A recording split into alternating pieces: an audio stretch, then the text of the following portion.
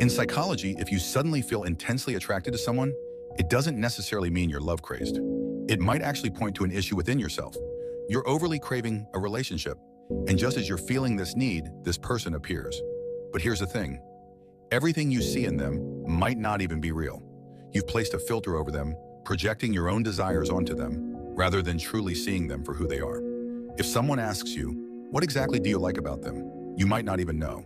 What you're infatuated with isn't the person, but an illusion. This might not even be real love. It could be trauma bonding.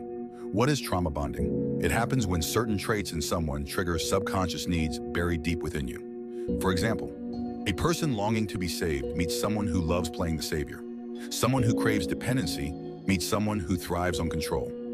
These complementary traits fit together like puzzle pieces, creating a highly addictive experience that's hard to replicate in normal relationships. This connection can feel almost intoxicating, making you obsessively want to get closer to them. But unlike real love, trauma bonding doesn't nourish or help you grow. Instead, it's like quicksand, pulling you deeper and deeper until it consumes your sense of reason and self. Over time, someone addicted to trauma bonding might lose the ability to recognize what healthy love even looks like. That's the real danger. It's not about love, but about chasing something that doesn't exist or can't be fulfilled. Why do we fall into trauma bonds? Trauma bonding stems from an unconscious drive to address old, unhealed wounds. Our subconscious often compels us to choose people who will hurt us, creating a sense of familiarity with past pain. This can even feel strangely comforting. Take, for instance, people who only feel drawn to someone as long as that person doesn't reciprocate. Once the other person shows interest, they lose all attraction and may even develop feelings of disgust. This is known as lithromanticism or single-oriented attraction.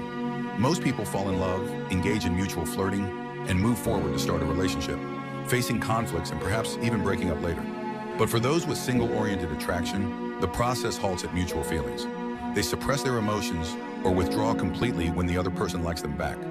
Their mindset is essentially, I can like you, but you're not allowed to like me. The subconscious cycle of trauma. Why does this happen? Often it's because somewhere in their past they experienced trauma. And where trauma happens, emotional growth stops. Outwardly, we grow up and mature, but deep inside, there's a wounded child stuck at the moment of the original hurt. In psychology, this phenomenon stems from a subconscious desire to heal old wounds. You keep putting yourself in similar situations, hoping this time things will be different, like pressing a broken light switch over and over, hoping the light will finally turn on. What can you do? If you find yourself repeatedly trapped in trauma bonds, don't rush to blame or criticize yourself. Instead, recognize that this pattern is trying to tell you something. There's an old wound that hasn't healed yet, and it needs your attention. Take your time to explore these feelings, and don't hesitate to seek help. Healing is a journey, but with patience, you'll find healthier ways to connect with others and yourself. Follow me for more daily psychology insights.